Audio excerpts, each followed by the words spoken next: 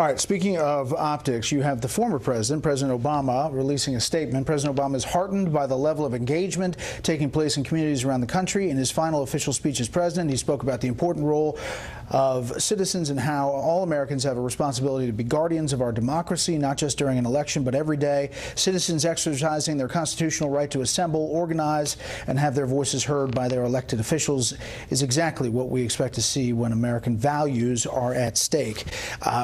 I don't think, let's see, this 10 days, 11 days? Yeah.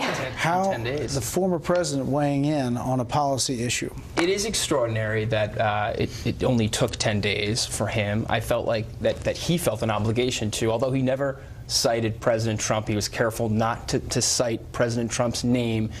He said he disagreed with the policy. But that's what he did on the campaign trail, too. Sure, but that was the campaign trail. Now it is President Trump in the office that Obama knows very well. You know, he took arrows for everything he did. And I think there's a mutual respect among presidents that know, hey, we're the only guys that sit here and take all this flack This is just day. a very different way to deal with it than, for example, George W. Bush, who did not weigh in on it. Right. I mean, I think we all knew that this was going to happen, and President Obama wasn't going to sit back and give President Trump the same respect that George W. Bush gave him.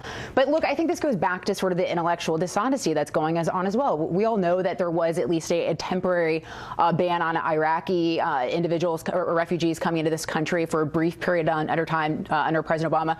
Granted, the terms were different, but still nonetheless. We also saw that the amount of refugees we were taking in from Syria, incredibly small numbers, really up until 2016 when he was leaving office. So yeah, that really shows a lot of courage. You're doing it on your way out. Mind you, considering the fact that a lot of the problems that happened in Syria were issues and things that he created and exasperated by his inaction.